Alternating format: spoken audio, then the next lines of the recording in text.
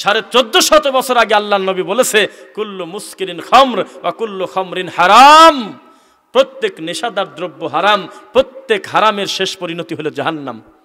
আপনার হাকিমপুর জর্দার কি হবে জবাব দেন। আপনি প্রমাণ করে দেখেন যে আপনার রতন জর্দাটা নেশা কিনা। গায়ের জোরে আপনি বলতে পারেন সেটা ভিন্ন কথা, কিন্তু দলিল দিয়ে আপনি 3 সেকেন্ড প্রমাণ করতে পারবেন না আপনার গালের মধ্যে এখনো যে গুল আছে সে গুলটা জায়েজ। আপনি বলে দেন তো দেখি একবার। কানা মুফতি হুজুর, আপনি আমাদেরকে বলেন যে জর্দার কথা কি কোরআনে লেখা আছে? জর্দা হারাম, তার দলিল কি? হায়রে কানা মুফতি, কোরআন মাজিদে যদি আপনার কি বলে হাকিমপুর হারাম, রতন হারাম, ভিজাপাতি হারাম, ন্যাশনাল হারাম, নুরানি হারাম, তারপরে কি বলে সুরবি সুবা, তারপরে যদি এরকম যদি শও কিয়ামত পর্যন্ত যত জর্দা আবিষ্কার হবে এই খবর আল্লাহ জানে না? সমস্ত কিছু যদি আগেই যদি 1450 বছর আগে উল্লেখ করে করে হারাম করা হতো তাহলে এই কোরআন হতো 10টা উটের বোঝা। এইটুক কোরআনে শুধুই আপনার জর্দাই তো ঢোকা কঠিন ছিল। যে জাতি জর্দা ইদানিং নতুন নতুন বাড়াচ্ছে, এক কথায় আল্লাহর নবী শেষ করে দিয়েছে, প্রত্যেক নেশা হয় যেই কর্মে প্রত্যেকটা কর্ম হলো হারাম। আরেকটা কথা বলেছে, যেই জিনিস বেশি খেলে মানুষের বিবেকের ক্ষতি হয় তার কমও হারাম। এই গ্রামের সবচাইতে নেশাখোর জর্দাখোর হুজুরকে যদি বলেন যে আমার অন্তর চাচ্ছে, আমার বড় আশা, আমার চোখের সামনে আজকে 1 কোটি হাকিমপুর ভরে দিবেন গলার মধ্যে, দেখি দেন তো দেখি হুজুরে। তাই সওয়াল কি কও তুমি একবারে মোট খায় নাকি? তুমি খুশিয়াত দিছাও দাও, আমি আস্তে আস্তে খাবো না। না আমার মনে বড় আশা, আপনি একটা আলেম মানুষ, আপনার মুখে তো খারাপ জিনিস যাওয়ার কথা না, ভালো জিনিস, আমার খুব আশা আপনি একটু একটা রুটি দিয়ে মোটটি খায়া দেন। বলেন দেখি হুজুর খায় নাকি? খাবে না। কেন? প্রয়োজনের অতিরিক্ত এক্সেস যদি উনি খায় তাহলে তার নেশা হয়ে তার মাথা ঘুরে পড়ে যাবে। 2, আপনি কি মনে করেন কোন হালাল খাদ্যর আল্লাহ ভাগ করে দিয়েছে? শোনেন, ডান পাশের লোকগুলি খাবেন, বাম পাশের লোক খাবেন না। বলেন, নাম বলেন। আপনি বলেন যে পৃথিবীতে কোন আটলান্টিক মহাসাগর, কোন পুকুর আছে, কোন সমুদ্র আছে আল্লাহ আয়াত নাজিল করে দিয়েছে এই দামি সমুদ্র, এখানে ভালো ভালো মাছ আছে, এখানে বেঈমানরা কইলে হাত দিও না, কোন হিন্দু জিন জাল ফেলো না, খবরদার, খবর আছে। খালি মুসলমান খাবে, যারা কালেমা পড়েছে তারা শুধু খাবে। নাম বলেন তো দেখি। পৃথিবীর কোন জমিন আছে পাশাপাশি হিন্দুর জমি থাকার কারণে, অমুসলিমের জমির আইল থাকার কারণে বৃষ্টির সময় আল্লাহ ওর খেতে 100 টাক বৃষ্টির পানি কম দিয়ে আপনাকে বেশি দিয়েছে? বলেন, আল্লাহর কাছে 2 রকম নীতি আছে? তাহলে আপনি কিভাবে মনে করতে পারলেন যে জর্দা আপনার জন্য জায়েজ অথচ আপনার ছেলের জন্য হারাম? সাহস থাকলে আজকে বাড়িতে গিয়ে আপনার ছেলেকে আপনি যতটুকু পরিমাণ খান, সামান্য 1 চিমটি হাকিমপুর রতন ভিজাপাতি ন্যাশনাল সুরবি জর্দা দিয়ে একটু সামান্য দিয়ে আপনার ছেলেকে একটু পানের পাতা দিয়ে 6 বছরের বাচ্চার গলার মধ্যে ভরে দেন তো দেখি। আপনি যে বললেন তো কই আমার তো নেশা হয় না, তো কই আমি তো বোক মা কইনি, তো আমি আমার বাইকে তো খালু বলি না, কই ঠিকই তো আছে আমার মেথা, কই আমি তো হাকিমপুর খাই, কিছু হয় না তো। আপনার ছেলেকে দেন দেখি কামড়া হয় কি। আপনার বিয়েধারী মেয়েকে একটু দেন না রতন জর্দা গালের মধ্যে ভরে দেখি নেশা হয় নাকি। তাহলে ইসলামিক এই নীতি আছে যে যারা শয়ানিবির পারবি তার জন্য জায়েজ আছে, আর যারা সইতে পারবে না তাদের জন্য হারাম। বুঝা যাচ্ছে না? গোল্ড সিগারেট কি হুজুরের জন্য শুধু হারাম না আপনাদের সবার জন্য? এ তো লালন ফকির করার মতো কথা। ওরা কয় কি জানেন, আল্লাহর কসম বলে কি, গাঁজা খেয়ে যদি হজম করতে পারো তাহলে ঠিক আছে।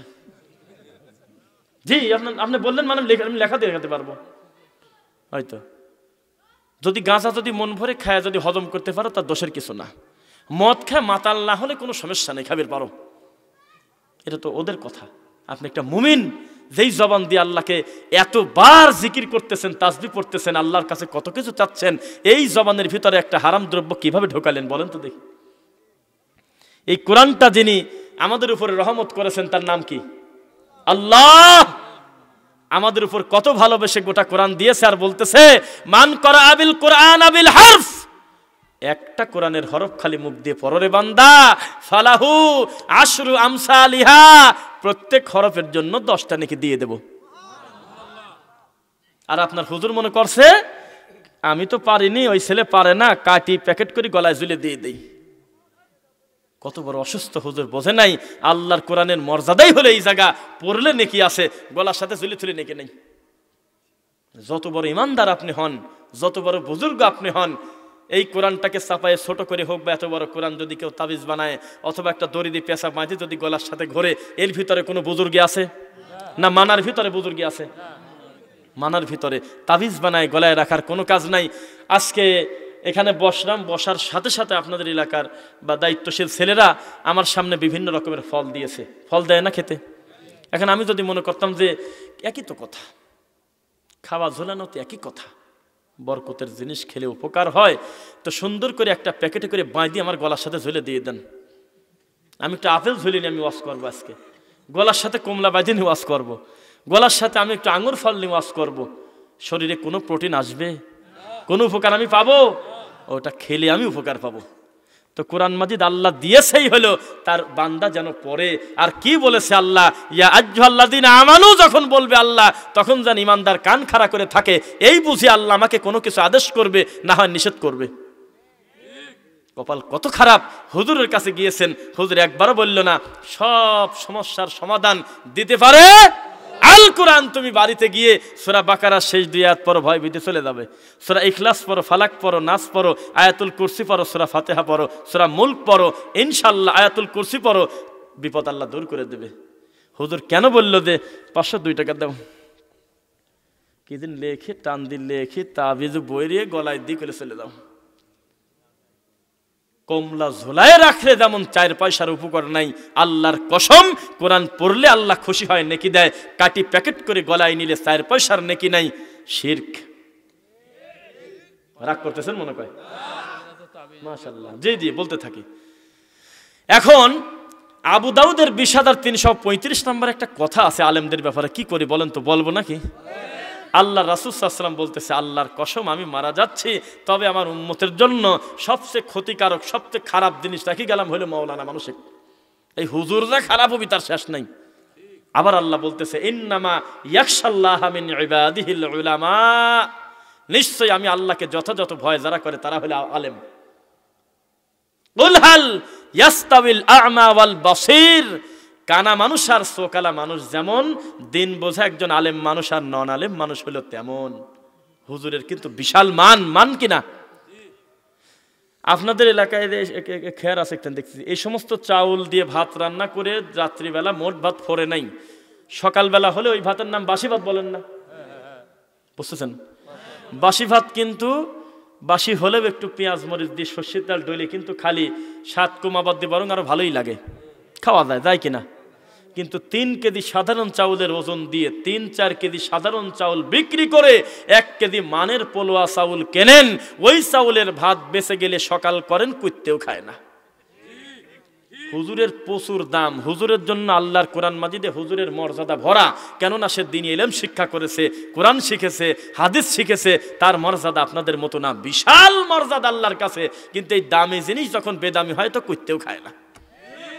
আল্লাহ রাসূল বলতেছে, আল্লাহর কসম আমার উম্মতের আইম্মাতুম মুদিল্লিন ভণ্ড হুজুর হবে কানা দাজ্জালের চাইতে খারাপ।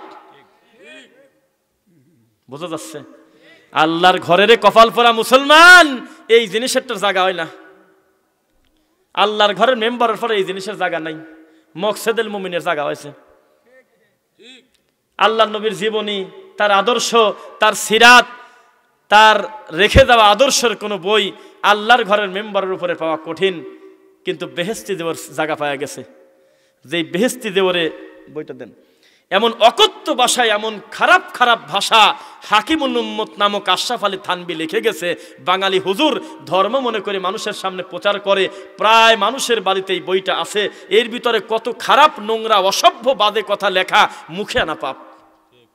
কিন্তু মানুষ কোনোদিন জানল না 1450 বছর আগে আমার রাসূলের আদর্শ কতই না ভালো। সুবহানাল্লাহ। এইটা যদি আপনার ঘরে থাকতো, রাসূলের সহিহ হাদিস সুন্নাহ, কত আপনি আল্লাহর কাছে সম্মান পেতেন। কিন্তু এই নোংরা বইটা জায়গা নিয়ে এনেছে আল্লাহর ঘরের। বিশ্বাস করেন, আমি যদি মাত্র 2টা পৃষ্ঠা 4টা রোগের চিকিৎসা যদি এই বই থেকে পড়ি, আপনি হাসে গড়ে পড়বেন না আর বলবেন এত ফাতরা কথা লেখছে কিভাবে। এই কি একটা কথা এখানে লিখে রাখছে। বিনা কারণে কোনো প্রাণী হত্যা করা অকারণে কি জায়েজ আছে, যার অনুমোদন ইসলামে আছে? বুঝতেছেন নাকি? অথচ আপনাকে মাঝে মধ্যে বলতেছে শিয়াল ধরে শিয়ালের দাঁত ভাঙো, একটা কুমিরের গলার মধ্যে এই ভরে দাও, এটা বাজে বাজে নোংরা কথা দিয়ে এই বইটা সাজানো। অথচ বাঙালি মানুষের বাড়িতে প্রায় 80% বাড়িতে এখন কমে গেলেও আল্লাহর ঘরে এই জায়গা হয় নাই, বাড়িতে জায়গা আছে এই জিনিসের, আল্লাহর ঘরে এই জিনিস জায়গা দখল করে আছে। বিশ্বাস কি করেন? বেহেশতি দেওয়ারের নাম কি শুনছেন? আপনাদের একাগ্রতা যদি থাকে, আমি শেষের দিকে 2টা পৃষ্ঠা রিডিং পড়ব, কত খারাপ কথা লেখা, সেটাকে ধর্ম মনে করে আল্লাহর কসম ট্রেনের ভিতরে মা বোন মেয়ে ছেলে ফেলে বই কিনতেছে, আল্লাহর কসম, আল্লাহর কসম করে বলতেছি, নাহলে আমি এই বই পালাম কোন জায়গা? গার্মেন্টস থেকে মেয়ে ছেলে ফেলে আসতেছে, কত ছেলেরা আসতেছে, ধর্ম মনে করে একটা বেহেশতি দেওয়ার কিনে নিয়ে বাড়িতে রাখতেছে, আমার বউটা পড়বে, পড়লেই দেখবেন দেশে মুশরিক হয়ে যাবে। এটা ইসলামের কোনো কথাই নাই, খালি নোংরা কথা লেখা।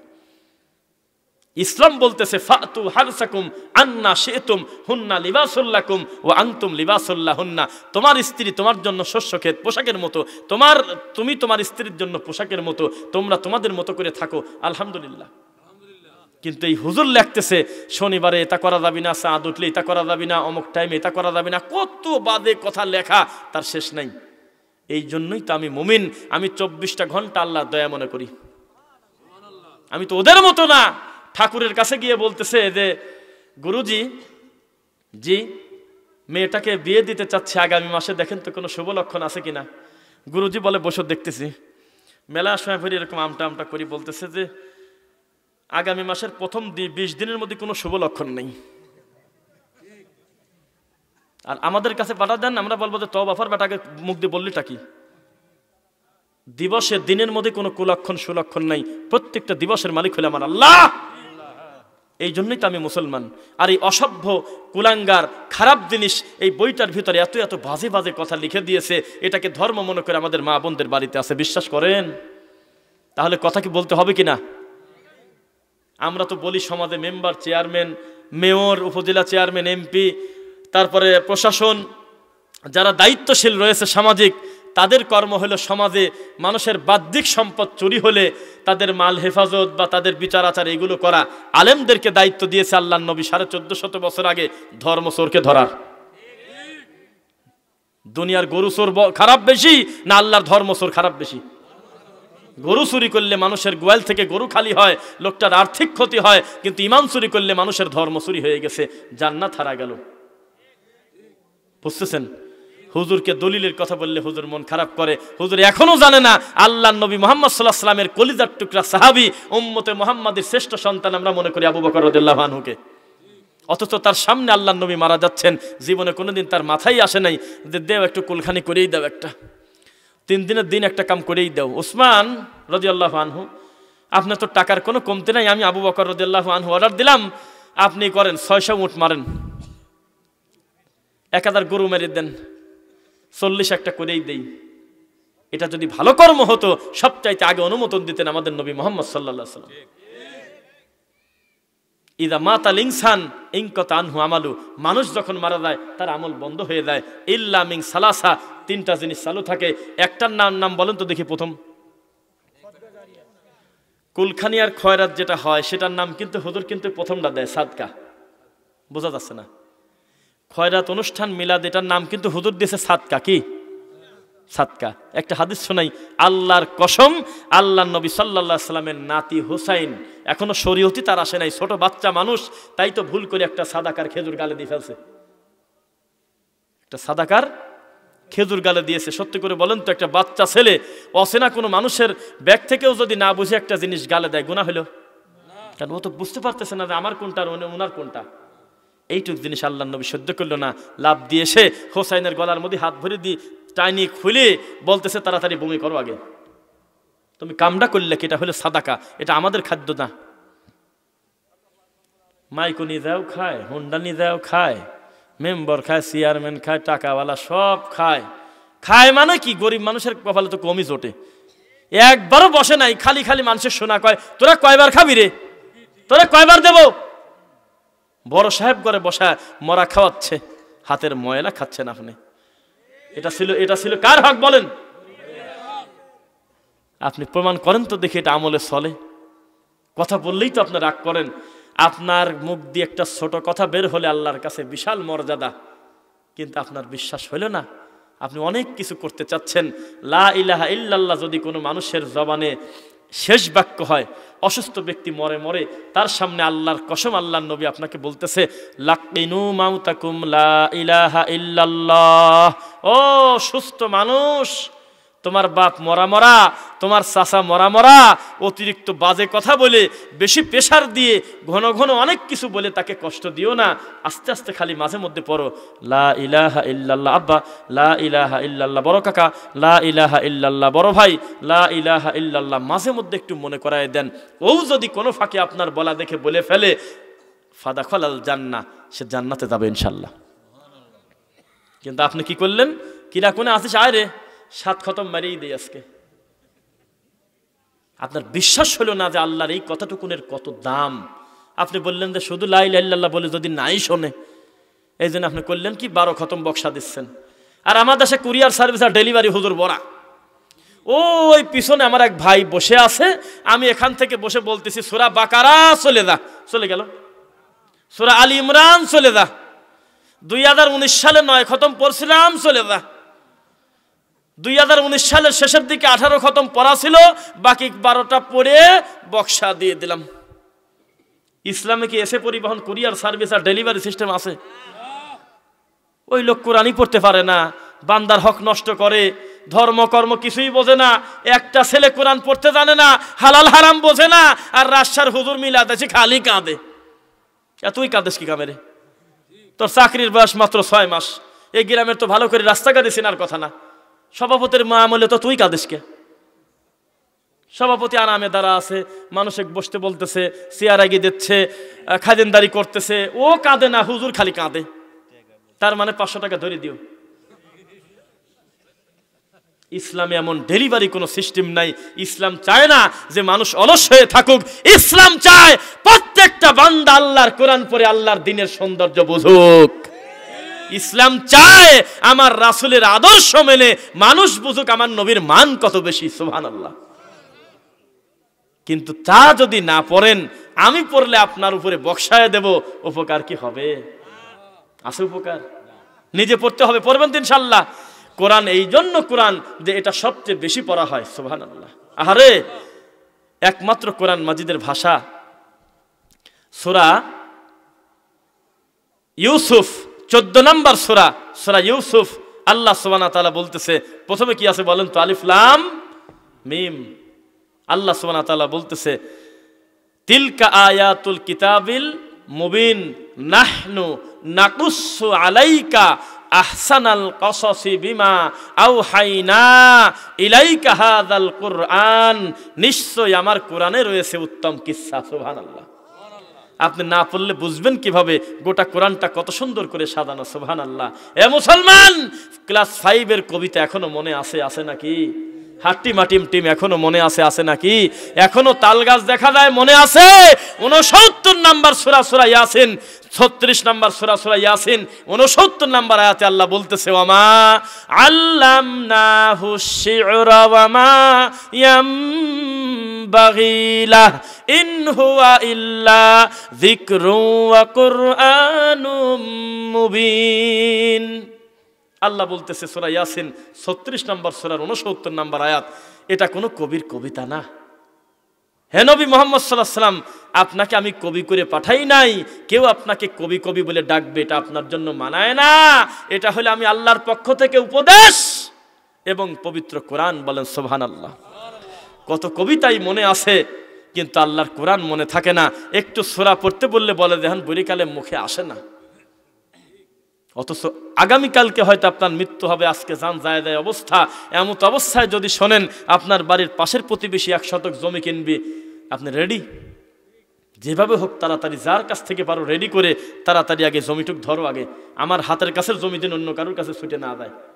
অথচ জান্নাত আপনার জন্য রেডি হয়ে আছে, খালিদিনা ফিহা আবাদা, যেখানে ঢুকলে আর বের হওয়া নাই, সুবহানাল্লাহ।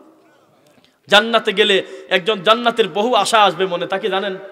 লা ইয়াবগুনা আনহা হিওয়ালা, এই আশা তার ভিতরেই আসবে না যে জান্নাত থেকে একটু বের হয়ে যা, বারান্দা বেরা আসি। কিন্তু ঘুরি অন্য জায়গাতে ঘুরে আসি, এই চিন্তাই আসবে না তার। এত সুখময় উদ্যান, তার নাম হলো জান্নাত। শুধু জান্নাত না, আল্লাহ আপনাকে বলতেছে মুমিন যখন আমার কাছে জান্নাত চাইবে সে যেন ফার্স্ট ক্লাসটা চায়, জান্নাতুল ফিরদাউসি নুজুলা। আল্লাহ আমাদের সকলকে জান্নাতুল ফিরদাউসের মেহমান করো আল্লাহ। আমিন বললেন না? না শক্ত হয়ে যাচ্ছে ওয়াজ? আলহামদুলিল্লাহ।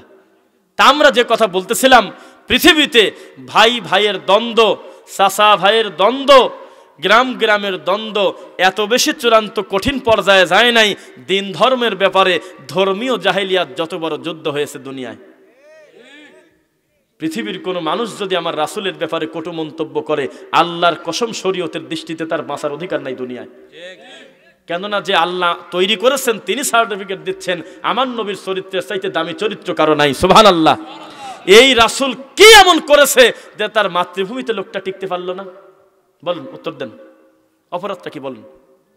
অপরাধ হলো খালি এই জায়গাতে কথা বলছে।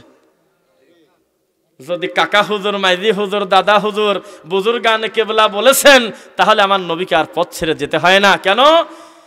ওয়াইদা সূরা লুকমান 21, ওয়াইদা কিলা লাহুমুত্তাবিউ মা আনজালাল্লাহ। হে নবী মুহাম্মদ সাল্লাল্লাহু আলাইহি ওয়াসাল্লাম, আপনি যদি তাদেরকে বলেন ইত্তেবা কর, অনুসরণ করো আল্লাহ যা দিয়েছেন। আল্লাহ কি দিয়েছেন? ক্বালু, তখন তারা বলবে বাল নাত্তাবিউ মা ওয়াজাদনা আলাইহি আবাআনা, আরে আমাদের আব্বা দাদারা যেটা মানছে সেটা কি যথেষ্ট না? দেখেন তো আপনার মনের কথা না। আপনি যেই যুক্তি আজকে দিবেন সেই যুক্তি 1450 বছর আগে সমাধান দেওয়াই আছে। বলেন সুবহানাল্লাহ। আছে কিনা? তাহলে মানতে হবে আল্লাহর কোরআন, মানতে হবে রাসূলের সহিহ হাদিস। রাজি আছেন ইনশাআল্লাহ? তো ঘটনা যদি আল্লাহর কথা হয়, কথা যদি আল্লাহর রাসূলের হয়, কোনো মুমিন কি বলতে পারে যে না যতই হাদিসে থাকুক আমার বড় হুজুর তার বলে নাই? এটা কি বলা যাবে? মানুষের ভুল হতে পারে কিনা বলেন? মানুষের ভুল হতে হতে 99টা মানুষ মানি ফেলছে। কি বলেন আপনি? কি বলেন? মানুষের ভুল হতে হতে 99টা মানুষের জীবনই শেষ করে দিয়েছে। গিয়েছে ক্ষমা নেওয়ার জন্য,